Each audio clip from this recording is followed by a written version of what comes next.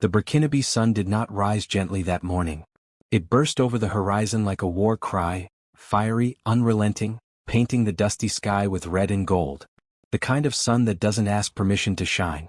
The kind of sun that stares down generals, burns away masks and reveals truth whether you like it or not. President Ibrahim Traoré stood on the terrace of the presidential compound in Ouagadougou.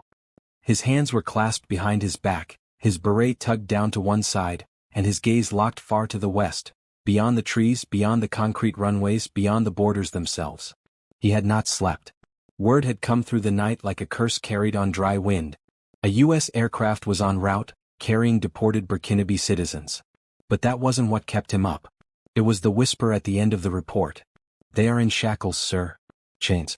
In 2025. On black skin. On his people.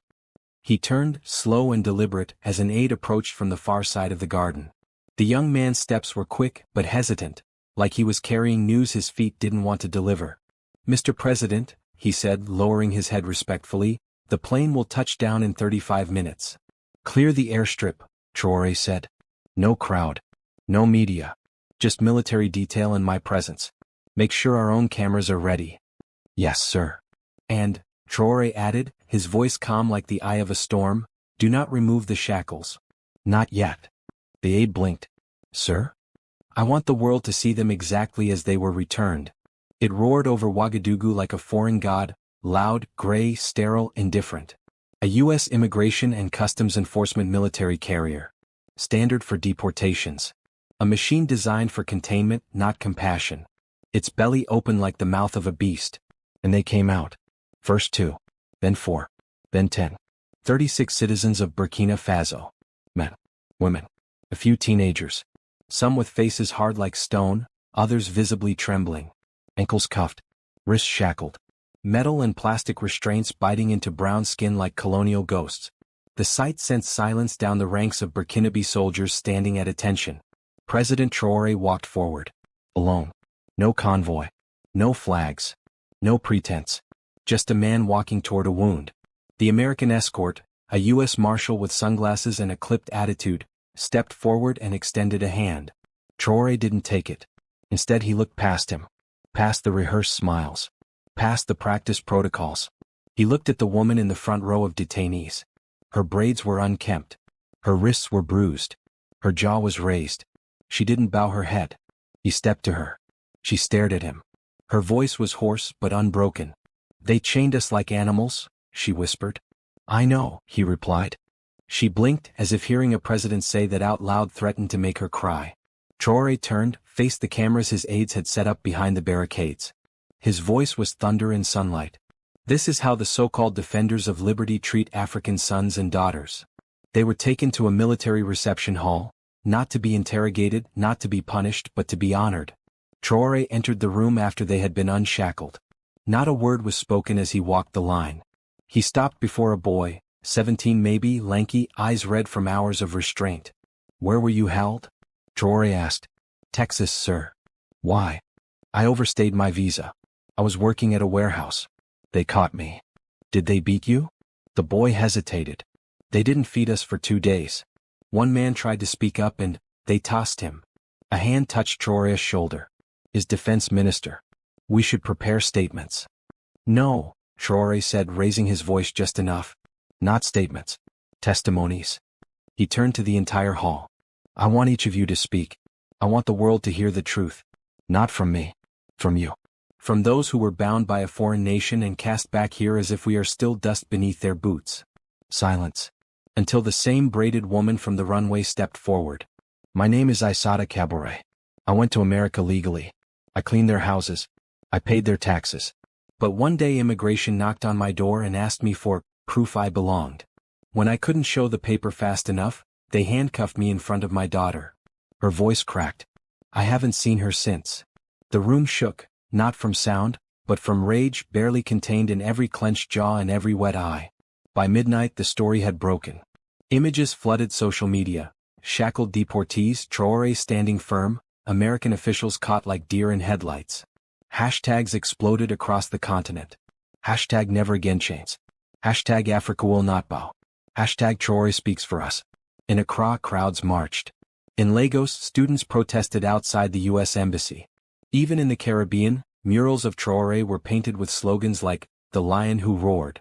The African Union convened an emergency session. In Washington, they panicked. Their statement came hollow and late.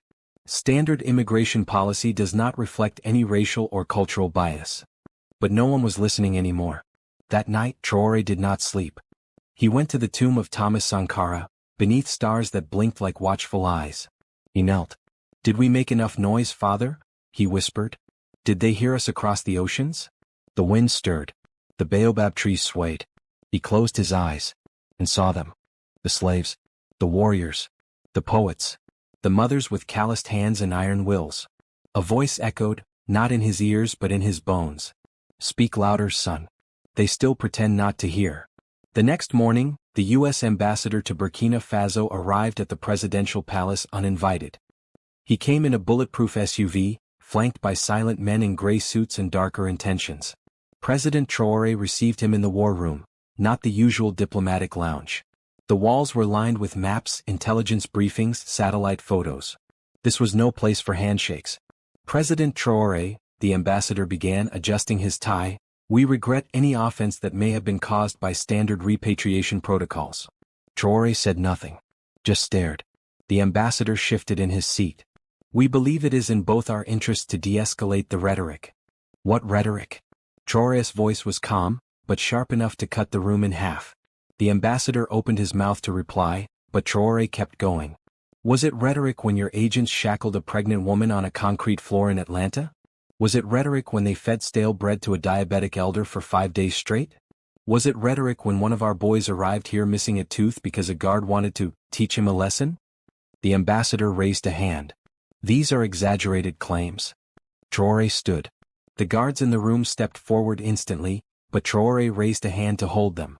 "I have 36 witnesses and 1,000 hours of footage from phones they managed to hide. Don't insult us with denial. That era is over. Your arrogance may still work in some corners of the world but not here. Not anymore." The ambassador inhaled. "President Traoré, are you severing diplomatic ties?" Traoré smiled, and in that smile was thunder. "I'm redefining them." The footage was released globally that afternoon. Not by a news outlet. Not by the state. But on Ibrahim Traoré's personal X account. Each video labeled with names, dates and silent shame. Issata being shoved into a van. Mamadou curled in a metal cell, shivering. A teenager crying after an officer mocked his accent. A torn Burkinabé flag thrown on a detention center floor. The world watched. Some turned away in shame. Others turned toward the screens with clenched fists. African diaspora communities in Chicago, Paris, and London began holding rallies. Black intellectuals called it a return of Sankara's flame. The AU summoned the U.S. ambassador in Addis Ababa for questioning. Suddenly Washington called. Directly. But Traoré didn't answer. He was in Bobo Dioulasso, meeting the deportees' families. In a courtyard filled with hibiscus and heartbreak he met them. Mothers, fathers, sisters. A woman named Fanta stood holding a photo of her son. Her hands trembled, but not from weakness, from held-back grief. "They told me he was a criminal," she said. "But all he did was clean floors in Miami." Another mother wailed softly beside her. "They sent back my daughter in shackles. But when she left, she was in a graduation gown." Traoré placed his hands on the old woman's shoulders. "No more of our children will be treated like cattle," he said. And in that courtyard, under an acacia tree older than every empire that tried to bury Africa, he swore aloud. "From this day, any foreign power that deports our people in chains will be denied access to our land, air, and resources." The courtyard erupted, not with applause but with tears. Finally someone had said it. And not just said it, meant it. Washington moved fast.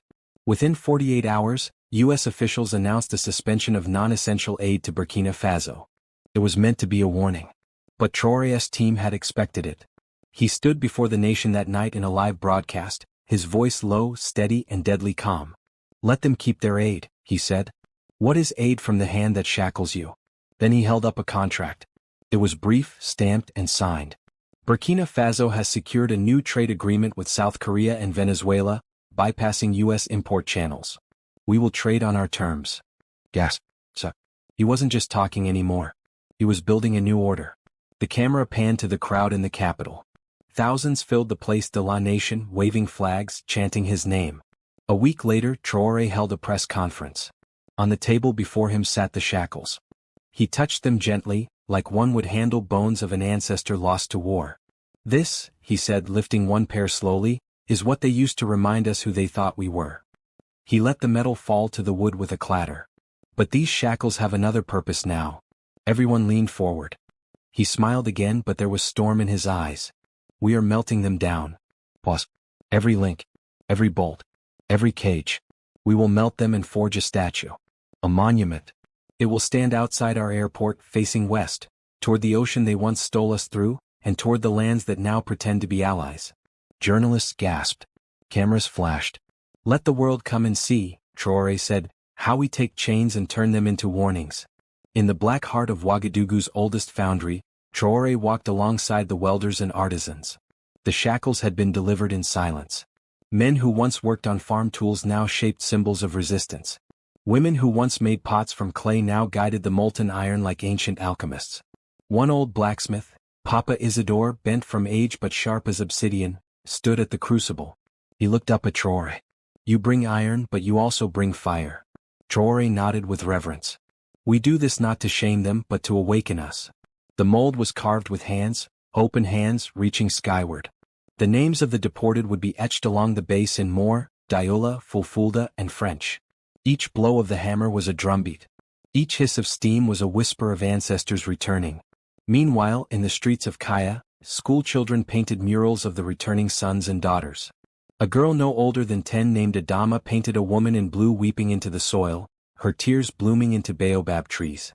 A passing journalist asked her what it meant. Adama, with eyes too old for her face, said, "When they try to bury us, they forget, we are seeds." The story went viral.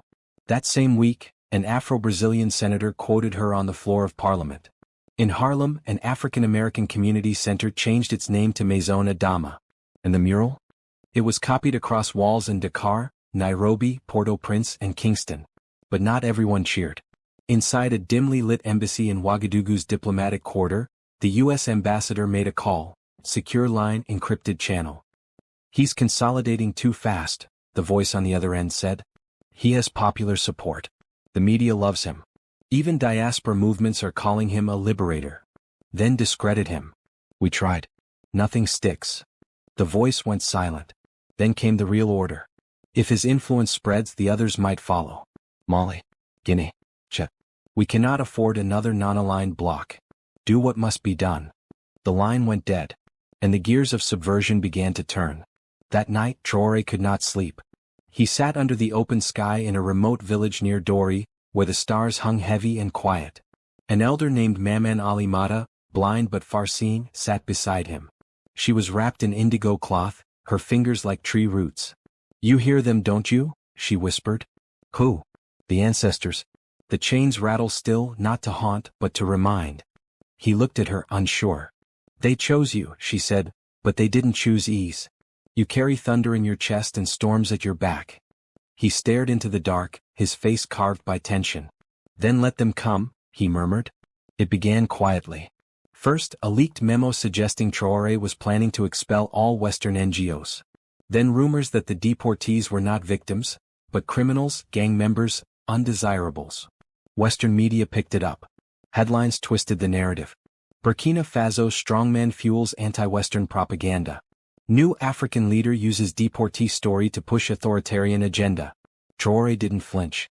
But internally his advisors debated. One warned, "They are softening the world against us, painting us as aggressors." Another whispered, "There's talk of mercenaries. Sabotage." Traoré stood before them, hands clasped behind his back. "If they feared only words, they'd attack my tongue. But they fear our example. That means we are doing something right." Still, he doubled security and moved the monument's unveiling ahead by 2 weeks. The new square at the heart of Ouagadougou, built where a colonial outpost once stood. Thousands gathered. Banners rippled like lion manes. Drums thundered. Smoke from incense and firewood curled into the air like spirits dancing. The statue stood covered in Kent cloth, 20 feet tall, metal arms outstretched, carved names spiraling up its base. Traoré walked slowly to the podium. Behind him stood the deportees themselves, now honored guests, their chains transformed into symbols of rebirth.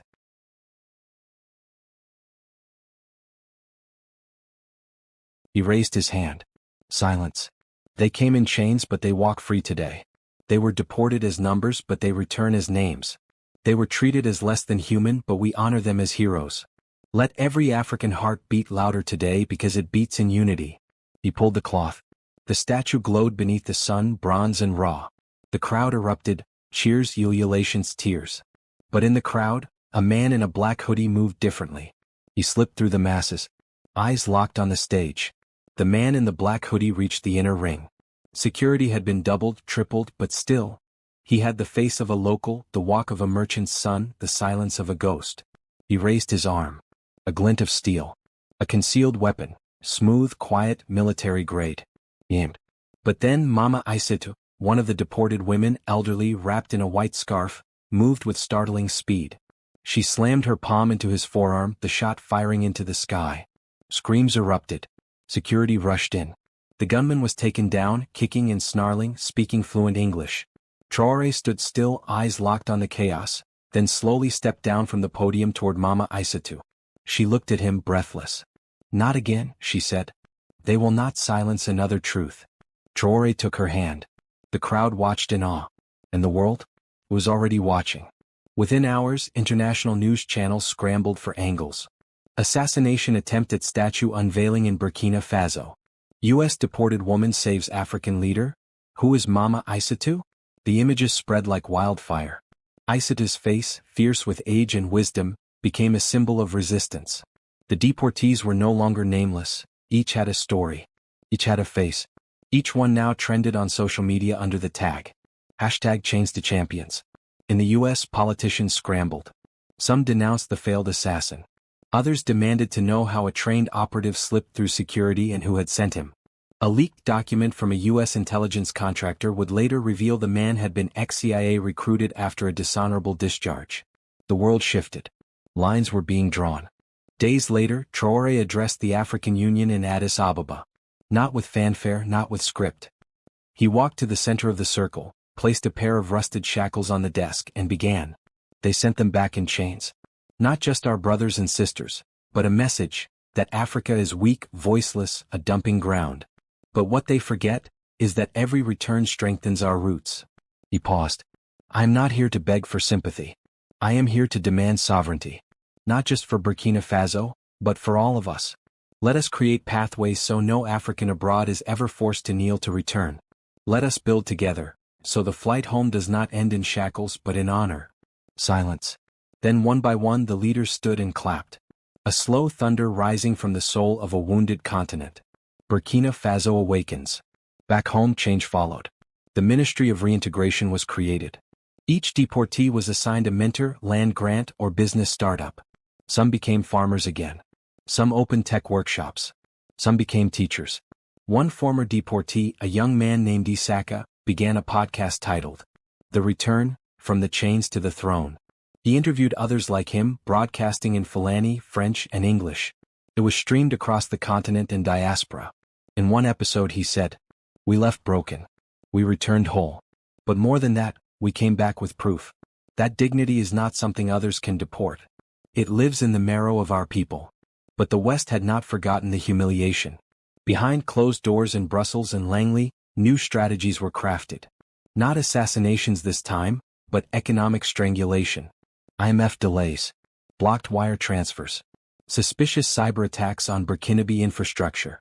A sudden rise in internal opposition funding. But Traoré saw it for what it was, a counterattack masked as policy. He responded by signing new pacts with Russia, China, and Pan-African alliances. He invited black scholars and engineers from the diaspora to settle, teach, and build. And slowly Burkina Faso transformed. Not into a perfect state, but a defiant one. One with memory. One with soul. One afternoon Traoré received a hand-delivered letter. No stamp. No courier. It was from Mama Aissatou. Written in old French script. Mon fils, I have seen chains before. In the south they shackled our wrists. In the north they shackled our minds. But you melted them. If I die tomorrow I will die with my chest lifted.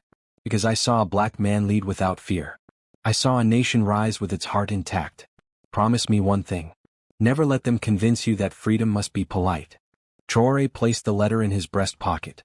That evening he stood again beneath the stars of Dori, and for the first time he smiled without burden. Weeks later, a whistleblower from the U.S. State Department released a classified report. It listed 87 names, all black immigrants flagged for political reprogramming, marked as undesirable due to potential African nationalist influence. They were not deported by accident. They were chosen. Chosen for their ideas. Chosen because their minds had not bowed. Chosen because America feared what they would become if returned home. It was never just deportation. It was a purge. And now they were back. Alive. Loud. Unbowed. The revelation of the secret deportation list rippled through Burkina Faso like a storm. Traoré called an emergency session of his council beneath the ancient baobab trees. His voice was calm but resolute. They thought they could break us by sending back those who dare to dream free. But our strength is in unity. Our power is in memory. We will protect them. We will elevate them. We will not be silenced. The council erupted in agreement. Plans were made, new education programs, legal aid for deportees, and increased border security to block any covert interference. Months later, Burkina Faso held the first festival of freedom and return. Songs filled the air. Drums thundered deep into the night. The deportees stood alongside Traoré, their shackles now symbols worn proudly as jewelry or sewn into clothing. Mama Aissata gave a speech, her voice breaking with emotion. These chains tell a story of pain, but also of victory. When we return not in shame but in honor, we rewrite history. This is our moment. This is our Africa. The crowd roared, tears mingling with laughter. Across the continent, other nations took notice. Ghana, Senegal, and South Africa followed suit, creating programs to welcome their own deported sons and daughters. African diasporas worldwide began organizing to support these movements. Traoré became more than a leader, he was a symbol. A man who dared to confront the past, not with vengeance but with a fierce, unyielding hope. Years later, a young Burkinabé girl named Sira stood before the same statue unveiled in Ouagadougou. She traced the etched names with her fingers. A voice beside her spoke softly. Those chains were never meant to hold us. They were meant to remind us who we are. Sira smiled. She was the daughter of a deportee born free. And she knew deep in her bones that the fight for dignity would never end, but neither would their courage.